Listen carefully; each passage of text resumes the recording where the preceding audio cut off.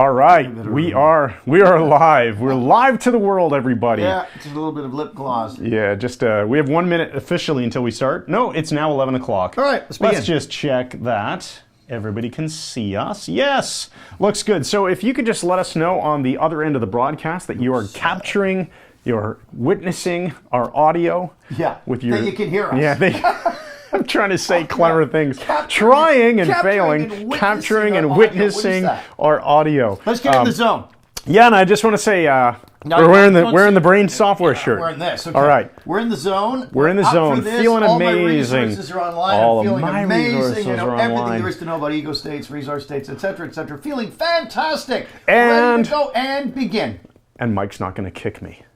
No, try this time. All right. We just recorded a podcast with a hilarious intro. All right. So let's just make sure we've got audio. Barb, Vicky, George. Oh, hello, George. Greg. Awesome. The winner of the Limerick competition. Oh, Greg McCall. Amazing. And Lori. And thank you for your email, Lori. And we are good. And I so need to get myself an upgraded desk here. My computer is down here. Before you go any further, we have to greet Greg as a fellow member. Boom goes the dynamite. Confess. You can't see that part, but that's okay. It's all right. It's there. Okay. That video that you did, Greg, was just unbelievably hilarious. So, all right, welcome. Those of you who are attending your first ever open frame session with us as part of the Mike Mandel Hypnosis Academy, you get new members every single month. This is something that we do regularly, and it is not intended to just be us broadcasting. In fact, I'm going to stop calling it a broadcast.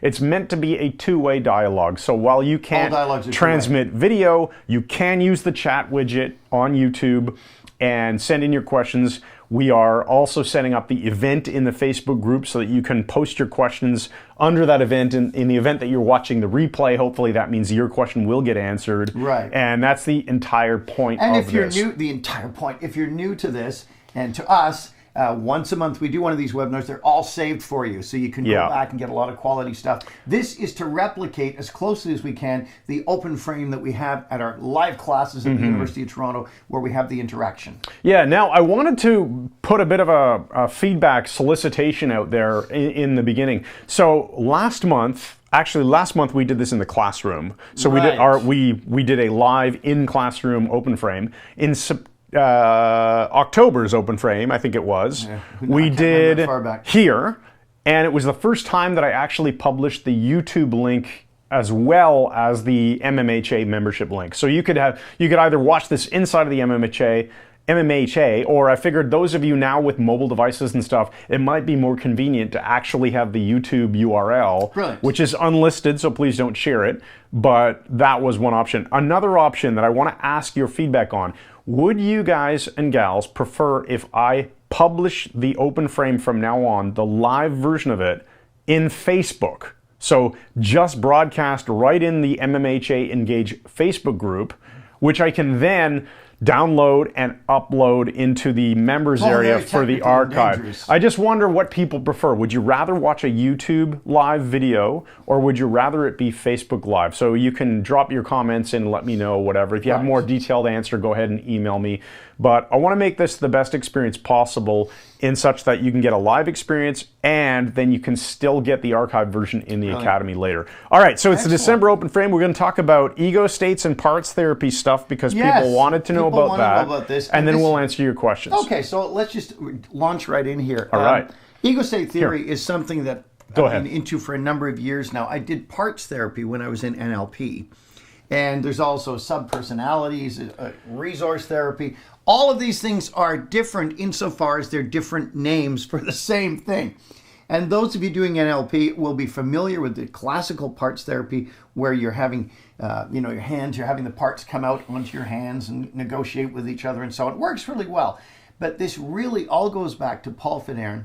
Paul Federn was a compatriot of Sigmund Freud, and he is the first one, as far as we can tell, who really broke this down and made it clear that we have subpersonalities. Now, I'm not talking about Sybil, the classic case of multiple personality disorder, dissociative identity disorder, where all these different personalities would come out under hypnosis. Realize we all have all these different subpersonalities. They are there.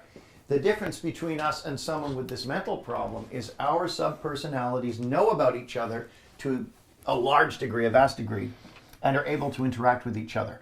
And realize that your subpersonalities, your ego states, your resource states, whatever you want to call them, are not something that is imaginary. It's not just a way of looking at things or a different framework. No.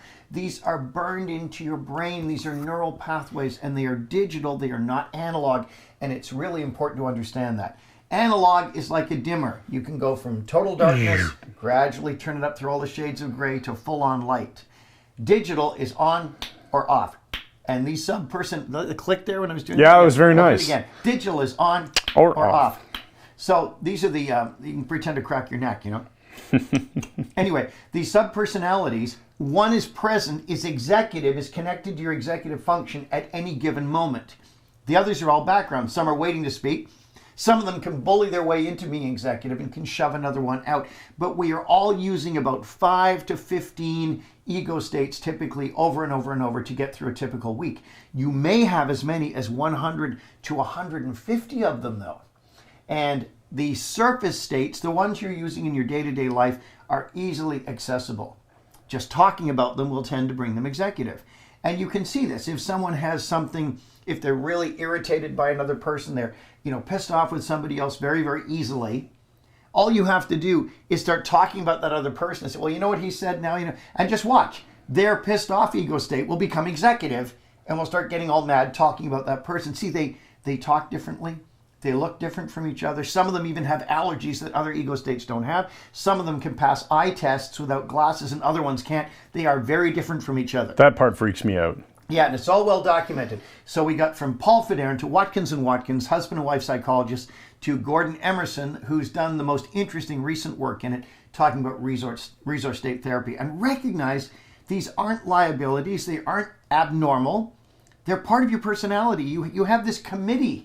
And the key is to have the right ego state executive at any given time. And Emerson's example is a fantastic one. He said, think of it, look at the camera every now and then so you don't look like you're distracted. I'm trying to find the questions. Go ahead. Brilliant things I'm saying. And he's like down here. So Emerson gives this great example of, think of a classroom. And there's one teacher's chair at the front. Mm-hmm. The teacher is out of the room. And she says the kids can run the class. And the kids, whichever one is in the teacher's chair, is the one that's executive at that moment. Now think of the class full of kids. Some of them are really good friends with each other. They have their little cliques. They get along well. Others are separate and they haven't talked to the others maybe in months or years. One might be completely solitary. One might be really aggressive. Some might hate each other. And that's exactly like your ego states. And only the one executive is the one that's running the show at any given moment. And you can hear all sorts of dissonance between them when someone changes ego states in the middle of a sentence. And this is a very common thing. If you learn to recognize it, it's amazing. So the person says, oh, I really want to go on that trip to Spain, and visit our friend Anna, but I can't afford it right now. And a different ego state has finished the sentence on the one that started. You want to comment? Well, yeah, no, I don't want to comment. I agree with you. That's, no. I don't want to comment. Okay. Yeah, I agree. So, recognizing this model. I'm sure that it happens to me all the time.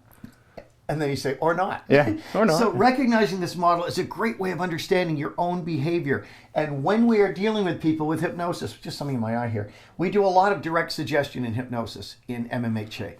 Because Bernheim and Lebo, in their work at the Nancy Clinic, Bernheim being a neurologist, they knew their stuff. Mm-hmm. They were getting these amazing results neurologically with sciatic nerve problems and all kinds of stuff that was superbly documented in suggestive therapeutics. They were getting these results purely through direct suggestion. This will happen, this will happen, this will happen. But it's become de rigueur now to take shots at direct suggestion as though it has no point. That's not true. You should always be doing ego strengthening at the end of every session you do to build the client up, to make them feel good about themselves. But sometimes direct suggestion will not get you what you want. And that's when it is resistant, their problem is resistant, you can presume that you have to regress them to a specific incident.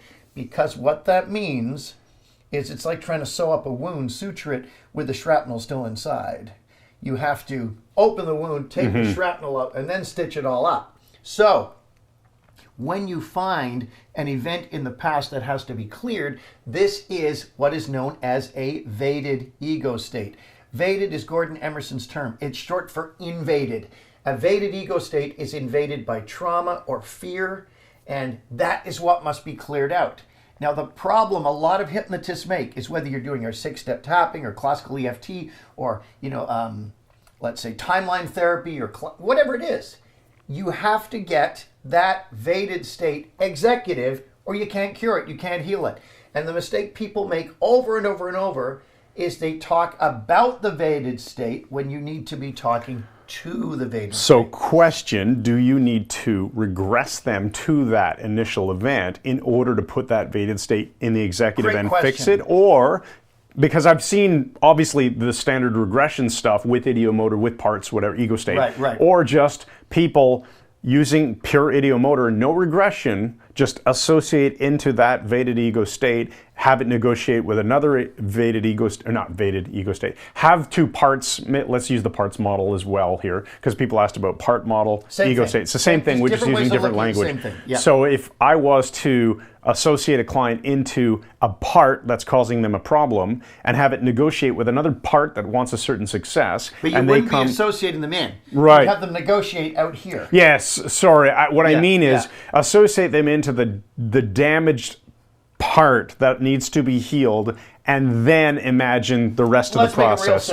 Let's maybe go through a couple of scenarios. So, you have to heal the Vated ego state. You have to get the negative emotion or the trauma processed out, whereupon the problem now disappears, especially if you give suggestions. Sorry, I've got an itching eyelid here, Chris. Do you want me to fix it with my just tiger claw? I already imagine what you're doing. So here's the best way to look at it.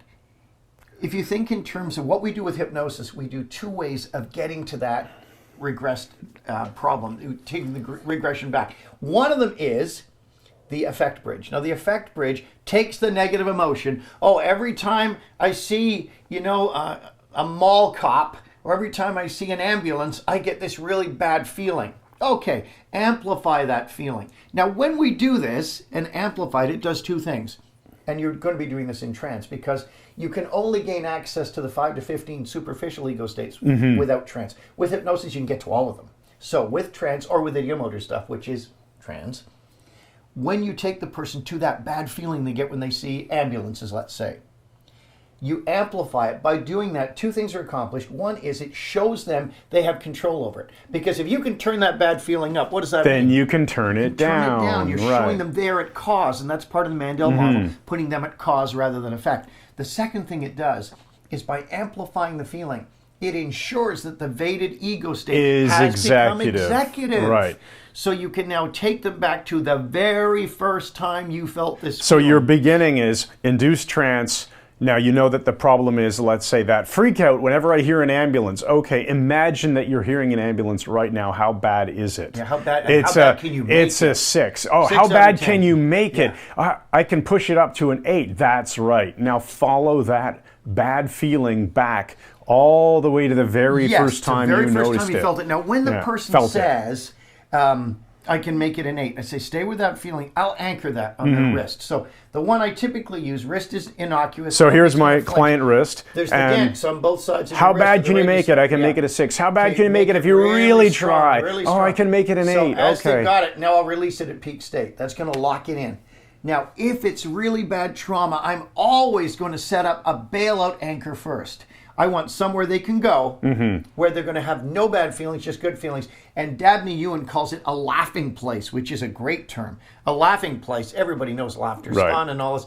So you want to set up something. What is the ideal safe place for you where you can laugh and have fun? When have you had that? And I'll anchor that somewhere else, maybe on the seam of their So you're pushing up the Vated ego state first. No, if you're doing this work, I'm going to have the bailout for Hence, thank you for clarifying. That's why I'm doing this. We're always, remember we say put someone in a resourceful state when they come into your office, and then we say de-traumatize first. We got to cheat sheet this sucker for people, I think. I think so. We're going to have to create a cheat sheet out of this. So I want this the question person comes in up a lot. good state where they're able to work with this stuff. Right. Some people think if you put them in a good state, well, you're not going to be able to get to the bad stuff. Tell me about a time you felt fantastic in your life, where you just were laughing and having a great time. And when you're what do you want to call that? Secure. And anchor that. So keep anchoring that stuff. Now I got them in a good state. Okay. Now let's talk about that ambulance issue. And let's talk about get a feeling for it. So the person does not. Then we're anchoring it here. There we go. Anchors are set up now. From here, I could just go to an anchor collapse. Right. And fire them together. Because when you collapse anchors together, you're setting up a new neural pathway. You're linking resources with that problem. All right? So that's going to change it every time, as Melissa Tier so brilliantly explains, which she got from John Overdorf, who also brilliantly explains it. So we said you can use the effect bridge and follow it back to the first time you had it. The other bridge back is the symptomatic bridge. Somatic bridge. Somatic. The symptom itself is used as the means of getting back. When did you first develop that nervous twitch? Whatever it is. Okay, anchor that and take them back to the very first time they had it. Now, by doing that, it will, by necessity, put the evaded ego state in the executive. And this is the problem, guys, especially with smokers.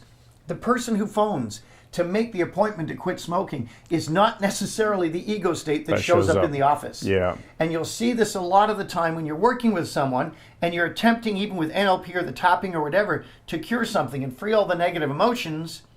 And you'll look, and it's not someone who's in the emotion, oh, it's so horrible. When they're there, that's great. As Gary Craig pointed out, that's the best time to free them of it, because he didn't say it's executive. I think he missed all that. But that's why. If they're feeling the emotion, that state is executive. What you don't want them doing is an analytical state. Yeah, it was bad. Yeah, it was. They're not in the state. They're looking at the state, and that's not going to clear it. And those are the times when the tapping and the NLP stuff will not clear it. You have to get them with that state executive. The exceptions are timeline therapy and a couple of other things, but that's a different thing again. And it's sort of doing an end run around this whole abreaction. So this is why, at the end of World War I, when they began abreacting soldiers, take them back to that horrible event, when they abreacted, scream out this emotion and process it rationally, that's why it was healing them. They're healing the evaded ego state directly. You got a comment? Yep. No, I think bottom line here is there's many, many ways of fixing those evaded ego states, and that generally takes care of the problem. But let's just make sure we give a clear answer. Do you need to regress? Okay. Now, regression is one way of getting that ego state executive. Right. It's not the only way. And if you do get that ego state executive, of course the regression is going to happen as they describe to you what happened. So they will regress anyway, and they will be associated into it. What if they're not associated into it, they're talking about the ego state. What if it's just a bad habit that they've... Well, you could say all bad habits started at some point. So you, by getting into that state, are automatically having access to that first time that I started procrastinate or stopped doing. Right. That's a different thing. For something like that, I'm not looking for evaded ego state. I'm looking for a limiting decision that was made at some point in the past. Okay. So now, suppose you've got someone in that. How do you keep them in that negative ego state? Well, there's different ways of doing it. You want to keep them in it until it's cleared. So one way is you get a name for the ego state. So I worked with one woman, and the ego state called itself cold, because it was emotionally cut off and feeling. So when they give you the name, don't you give it the name. Let them tell you what the name is, because ego states will have a name which will be their nature, what they do. So when they have that ego state executive, keep using the name. Every sentence. That keeps it there. Yeah. So cold, what does he feel? So Jack, whatever it is, whatever the state is, Jack. Keep it executive. And then we're back to Charles Tebbett's. Yes. So keep it executive by saying its name. Now, another thing you can do is suppose the person now takes that ego state, they go back, and they start abreacting, the negative emotions come out, and you let them run with it a bit, and you say, that's right, and now come all the way back to your safe place. And you breathe with them and notice how good you feel. And you say, wow, that was a major release, wasn't it? And you're all very friendly, and they're still entranced, and they nod. And you say, just draw strength from this, and the state's getting even better. And we're going to go back, and it will be way less intense because you've already cast a lot of this emotion out. And they go back to that negative moment again. That used to be an 8 or whatever. Right, now you get to process things. Tell your dad at that time, speak to him like he's here. What do you feel about it? Dad, you wrecked my life, and whatever. So let them do that, and then it cries some more. Okay, come back to this. So this is called dipping. You dip into that bad state, come back to the resource, get some strength, go back, and you do it until it's flat. Okay. And now you're going to do this through the eyes of an adult. You say, and you survived that, didn't you? And you're stronger, aren't you? And you can even do the informed child technique. You can have the person speak to the childhood them. And I've done this with my bullying. I went back as an adult, taught the childhood me. Sorry, I got a cough here. Okay. Tickling. Taught the childhood me how to deal with all of this stuff. And then spoke as the adult to the kid and said, You're going to grow up. You're going to be me. You're going to be okay. No one's going to wreck your life. No one's going to have that power over you. Giving the child the information you have as an adult, incredibly powerful, because you do have childhood ego states that are underneath the surface. Okay. I'm going to go to the questions on screen in a moment, but before I do, I want you to just contemplate and maybe answer this question. How do we separate that, treating that kind of past trauma, from, let's just say, a current conflict between parts? So the part of me that wants to have fun and the part of me that wants to get a lot of excellent work done together. Right, and so, yeah, and this isn't really trauma at all. It's just, well, I want to have more fun in my life, but I also want to, let's say, grow my business or whatever it is. Okay. And I'm maybe not quite able to get into one ego state for a focused amount of time, and then let the other ego state take over so I can have the fun part in my life. Pop in and so you know what I mean? Really and I'll read the questions. It's Go really ahead. Important. So we have invaded ego states, which are invaded by fear or trauma. Now, what Chris is talking about are conflicted ego states. Ego states that are in conflict with each other. And that's where NLP, typical parts therapy, has one come out on one hand, one come out on the other. You're not doing this on yourself necessarily. Working with a client, have them do that and say, this part of you that wants to get the work done, let it speak and talk and be that part. So you're drawing attention, you're separating them on the hands, and this part speaks. And then the other part, well, I just want to have fun. He's too serious, never wants to have any fun. And it's weird. They'll go back and forth and talk to you like this. You must negotiate between the two of them. You have to be the arbitrator. You have to do that. Hey, Mike, are you muted? Just check your microphone. I don't think so. Just checking. Testing. Oh, no, it's not you. You're fine. Okay, somebody just made a comment that the audio on Mike's mic was off or bad, and I'm just double checking. Chris is checking. Okay. Check. How's that? Is that any better? Yeah. Do we have ignition, Chris? Check. We should be fine, yeah. Okay, so what you're doing is arbitrating between the two of them. The key is it's easy to do if you treat them both with respect, both with equal value. You have to support them in what they're doing and say, that's really great. I understand you want to have fun. You can't say, oh, that's stupid. That you don't want to be doing that and having fun. You're wrecking us. You can't do that. You can't browbeat them. They're parts of the unconscious mind as well, and you have to negotiate with them. But if you are careful to give each one a listening and a hearing and not interrupt it, you can negotiate between them and arrange, and you can say, okay, you fun boy, you can come out and have a lot of fun, but we're going to schedule when it happens. Suppose we let him, and you point to the other state, do a good 2 hours work. Then you can pop in and have a great time for an hour. Does that work for you? Yeah, that works for me. An hour would work. Okay. Does that work for you? If you're permitted to have a 2 hour negotiate between them. Then it's important to seal that agreement between the conflicted states. The way you do it is you have them either shake hands with each other or give each other a hug, whatever it is. And I would always play back what the agreement was before they do that. So you have agreed that you'll come out for an hour and have fun with him once a day, but you'll let him spend the 2 hour stretch doing this first. Yes. And you've agreed, you've no problem with that, provided you get your 2 hours of quality work. Yes. Okay, shake hands on that. Great. It's done. The work is done at that point, and the problem will disappear. So we've gone from invaded ego states to conflicted ego states, and now let's talk about dissonant ego states. Okay, cool. And then I have a question from the online. Dissonant ego states are when you have the wrong one executive. I've given this example before. The amazing Canadian single-person canoeist, Adam Van Koeverden, years ago at the Beijing Olympics. He was slated to win it all. This is one guy kneeling in a small canoe, like motoring. These guys are so fast.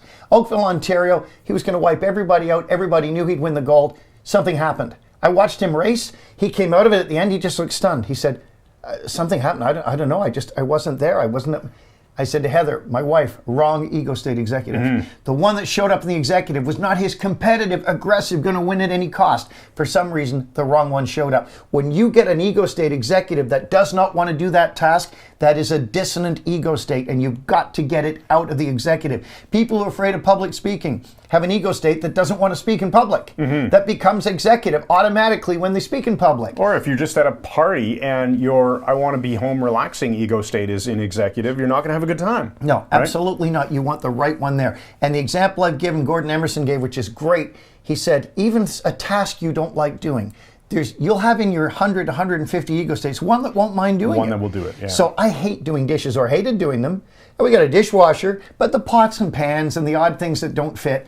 And now it's automatic. I just started saying, I do a recipe. Do the tapping here, which calls a different ego state of the executive. This is our discovery. Well, technically my discovery, but this was from Chinese medicine. The tapping here to install a new belief. I realized it works with Emerson's shopping list to bring a different ego state to the executive super fast. Is that so? The shopping list idea of calling an ego state, ordering the. I want an ego state that will be, doing dishes. That'll be zone out and will be happy to do this mindless, repetitive task. I want an ego state that's going to enjoy the Christmas music that's on while I just do these dishes. That sort of thing. Yeah. And the one that is most closely matched to that will show up. But this makes it work even better. Now I go to do the dishes. It knows. It just shows up and I'm zone out there we go. off the background. Yeah. So that's your dissonant one. Get the dissonant one out by negotiating. Bring in by using the tapping. Bring in the empowered one. So if you're doing a speech somewhere you don't want to do it, just say, I want the ego state that is assertive without being aggressive, one that loves being in front of an audience with superb timing, one with a sense of humor who moves congruently and feels fantastic. That one will show up. Okay, so we've talked about healing evaded ego states. We've talked about getting negotiation to happen between conflicting ego states. We talked about dissonant ego states, and there's one more type. Okay, and then we'll get to the question line. And the one type that is left is the retro ego state, which has two subtypes. Types. The first retro ego state is an original retro state. What that means is it's an ego state going back to childhood that runs a program that is no longer useful. So you're looking at a state that might throw temper tantrums to get what it wants, or be passive aggressive, or a bully. And that ego state is the wrong one executive. It needs to be budged out of the executive and another one taking its place, a strong one. The other one, so that's a retro original. There's also retro, I can never get this term. The retro... What ego state do you need to remember this? What else have I just forgotten? Hey, just watch that term thanks, Chris. He's taking it out of my head. By the way, it will come back. It's brilliant. It's a kinetic shift on my memory. I just did that on my daughter about a week and a half ago, and I said, "Oh, don't have a whiteout." And she said, "No, Dad, stop it." I said, "No, that idea that you had, just watch it go." And she was so messed up. And I said, "No, it's okay. You can have it back now." And she remembered. It was just no official trance. Just this stuff works. You give me a total blank on that. It's brilliant. His timing was perfect. Retro ego state, retro classic. Anyway, the other retro one is a compensatory one. It does, it's not the name, but what it does is it takes the executive to avoid evaded state becoming executive. It's a defense. Retro avoidance, there it is. It's come back. There you go. So retro avoidance. You can have it back now. Thank you. There you go. What was retro avoidance is an ego state that prevents evaded state from becoming executive, and you'll see this with substance abuse. Okay. You'll see this with compulsive drinking. People will do drugs or drink too much, because they've got evaded state, or perhaps binge eat the wrong kinds of foods, or whatever it is. Obsessive compulsive behavior is driven by an avoidance retro state. So what that means is there's an ego state I can control this. I can control this. I can control this. You can tell when the anxiety starts to rise. That state's attempting to become executive. So they smoke dope or something, and then it calms it. It's so the OCD behavior might be. And you were talking about how when you get into an anxious state, you'll get a little bit OCD, just straightening things out in front of you. Rectangular things so only. Things that I can control, rather than having to focus on this other stuff that I feel I'm not in control of. And it's fantastic. So retro states are important to know about. If you heal the evaded state, then the retro avoidance state will not become executive. Remember, it's there to stop something else from getting in. And when someone has addictions, there's a deep hurt somewhere or fear that is attempting to become executive at that time. Okay, perfect. Now, the one last thing we have to mention before we go to questions. Then we're getting to Misha's questions and the other questions. Because we've got to end in 3 minutes. Scary! The one other thing is introjects. Now, introjects seem like ego states, but they're not. An introject can be anything. It can be a car accident, it can be a waterfall, it can be a crow, it can be a person. And typically, it's people. They introject of their father. It's an internal representation of another person. Okay. It will act like an ego state, but it isn't. And if you're really pissed off with someone and then you meet them and they're nothing like you're remembering, you've been reacting to the introject that you've created internally about that person. Yeah. So you can kick out introjects. You have the person throw it out. And I talked about my wife dealing with the introject that was called worthless, that was put there by her family. And she kicked it out, and her personality transformed. All the constraints came off her. Okay, so we have an interesting question coming from Misha online. Misha Tuesday? So keep in mind, this is coming from a guy who's a phenomenal magician, mentalist, hypnotist, and does a lot of stage hypnosis now. Well, I guess small, I don't know what size shows you're doing, but anyway, a mixture of... Nicely denigrating. I don't know. Well, small. What I mean is, I wasn't sure. Sometimes he is asking questions about smaller group type things.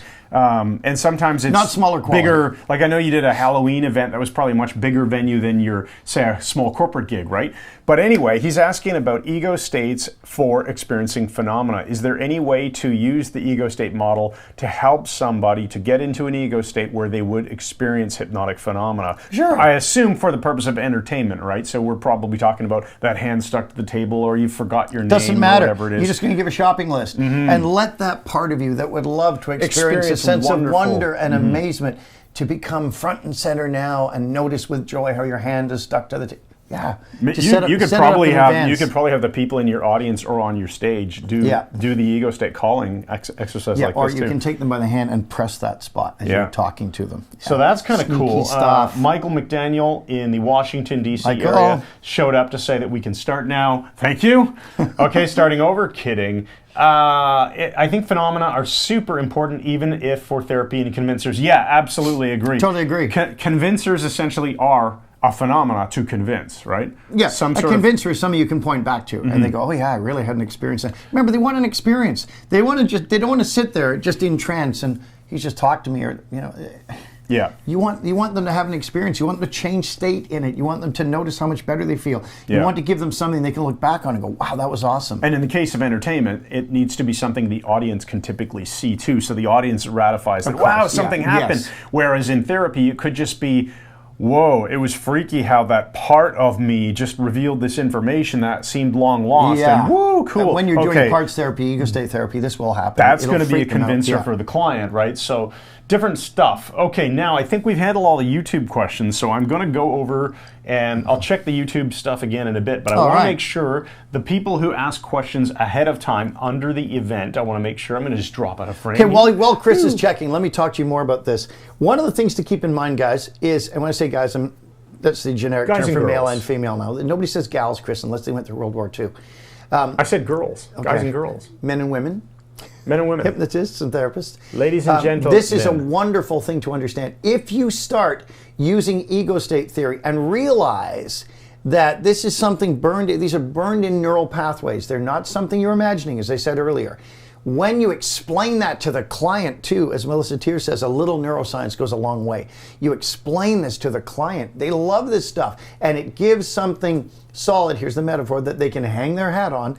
It shows them this isn't all imaginary, but it's something empowering, and it's how their brains work. If you start to study ego state work in depth, as I have, you'll find out very quickly it has a broad application to all sorts of areas of therapy. And you can see it with things like people don't change. Oh, the ego state was an executive that you had to deal with. Oh, this happened, but they went back to their problem. Okay, there's a conflict between different ego states. And at this point, we need to mention everyone has what I call, and some people call I didn't come up with it, a highest wisdom state. You have one ego state that all the others will listen to. It's almost like the teacher that's out of the room. Everyone is forced to listen to the teacher. Even the complying states, the dominant states, the aggressive states, every ego state will listen to this highest wisdom state. And when you bring that executive, it has a very stentorian demeanor and voice. It's like having dealt with one woman. It's like the goddess Athena became executive. And there was so much that happened as a result of that. So be aware of this. Okay, cool. Mark has a question about getting someone to threshold, or even looking at the question of resistance or secondary gain and how to proceed. Just wants to know, what are some of the most successful approaches you've used over the last 40 years? Now, I know you're going to say getting someone to threshold. That's a difficult thing to make them do. It can be, yeah. But what about, let's talk about secondary gain. What is, get off that background. Sorry. Creating coloring problems. Producer ego state.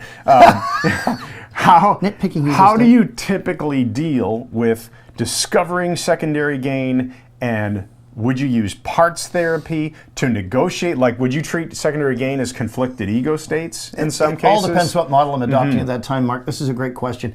Back to the whole thing of being at threshold. First of all, I make it really difficult to see me. So it's the people who are at threshold who are going to push through.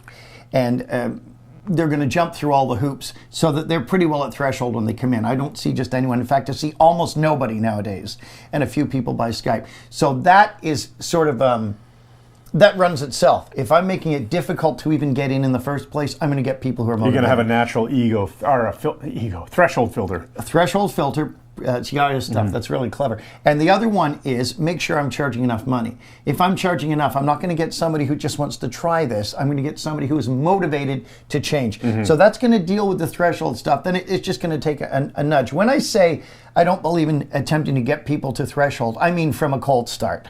I mean someone goes, well, I want to do this. And I'm seeing no congruence, no indication that they actually want to change anything. But by having them jump through a certain number of hoops, it's going to be easy to get them to the point I can push them off the other side. So yes, I will get them to threshold. I'm just going to ensure we have a huge head start by making it difficult and charging enough and so on, and getting the congruence from them. As far as secondary gain goes, it really depends whether or not I'm adopting that model at that time. Because secondary gain in NLP terms is the reason behind the behavior. And a lot of the new code stuff will address this. The person drinks. And so the old method was you use direct suggestion. You've lost interest in drinking. You don't want to drink anymore. All this stuff. And the guy stops drinking and then he starts again.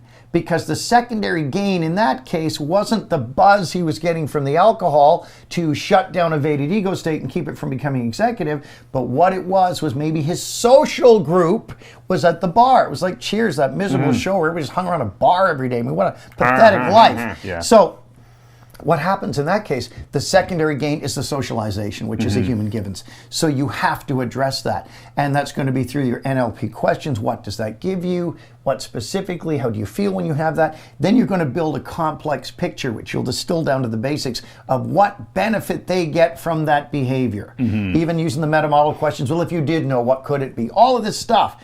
Because then you find out miraculously, and this is where Derek Balmer was brilliant, he'd find that secondary gain and deal with it.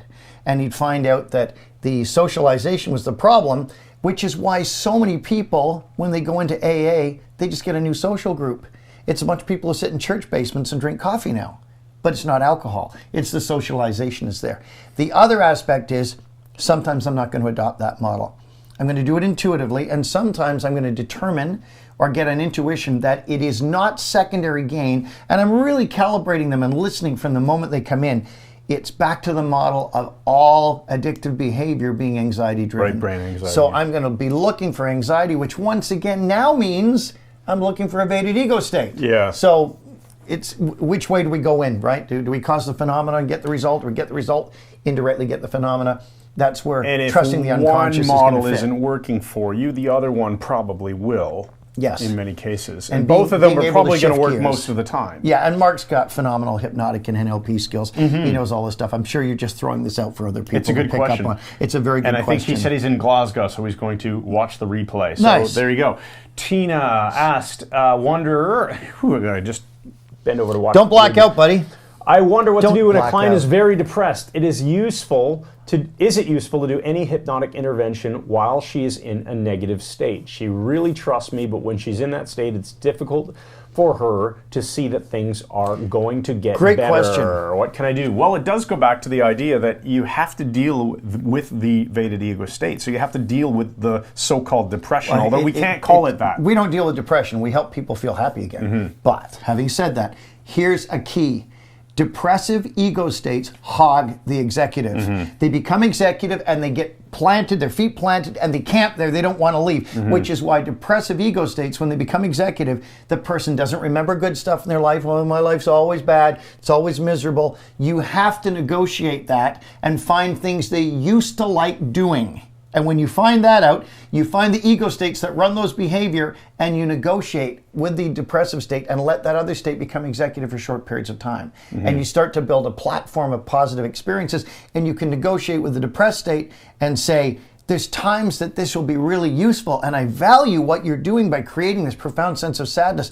The times I can think it would be very useful will be at something like a friend's funeral, where you would feel this profoundly, and it would be an indication of your love for your friend or family member or dog or cat, whatever it is. And you're negotiating. Yeah, every behavior has a purpose. In some context, you change the reframe what context this will be appropriate. And you can get that depressive state to agree to come out during those times. Now, here's your edge. Really cool thing. Fred Gallo, psychologist, tapping on this one alone, even without the ego state stuff I brought into it, even without the shopping list, tap this about 50 times every couple of hours through the day. It loosens the hold of depressive states in the executive. That's a good one. Really, really cool to know. So if you add our thing of I'm feeling great, I'm feeling up, I'm moving out of this state, I'm starting to feel empowered again, and it's working on me now. I wasn't even depressed, I'm feeling freaking awesome right now. So that will start to dislodge it and loosen its hold, and let us know how you do with this. How spectacularly well you do. And if they are also the anxious type, then anxiety point. Anxiety, center of the head, 50, top of the head. Just tap on that until it's gone. Yeah. Several times a day. Okay, awesome. That should help a lot. And then that was actually it. Not a lot of people posted Well, questions. it's perfect timing, Chris, because we're at the 40-minute mark. Yeah, let's touch quickly. Well, we can touch on this separately if you like. You can answer Ray's question if you prefer offline in the MMHA group for everybody. But he had a question about mindscaping, and there was, I think, the video of Julie, or maybe it was Nicole. Anyway, one of the ladies in the video, he said she wanted to work on improving her business, and you skip the usual turnaround and what's behind you in the mindscape. Right. And he just wanted to know why. I would assume that you just judged in the moment calibrating and she's that past wasn't someone I important. know, and so I streamlined it for the sake of the video. But generally speaking, I still follow the entire protocol. What's directly in front of you? What's behind you? What's the sky like there? What's the sky like there? Rise up. What's on the horizon? I'll typically follow that all the time. All right, and now I'm just going to see what else is coming up here. Louise says hi. Thomas, can I use ego states to improve memory recall for piano students? Absolutely. Yeah. Find the ego state that's the most empowered one, the one with the best memory, the one that has a tremendous attention to detail and is able to unconsciously make all the keystrokes. Figure it out. Yeah, that's a good question. It's but a great model. Why and not? Especially, guys, and with this I close, I've got to run.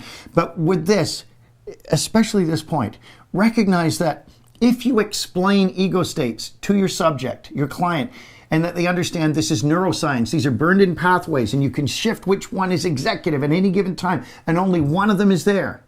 Explaining this does a lot to make this work, because they'll go, they'll find it kind of cool. Yeah. And explain that they're not multiple personality. We all have multiple ego states. As Emerson says, if you're standing in front of the fridge and can't remember what you went in that room for, or whatever, you go into a different room, and what did I come in here for? The ego state that showed up in the room is not the one that told you to go, which is why so much learning is state specific. You know, the drunk who loses his car keys, he can't remember where they were. The next time he's drunk, he remembers, because it's a different ego state. It's executive. Interesting.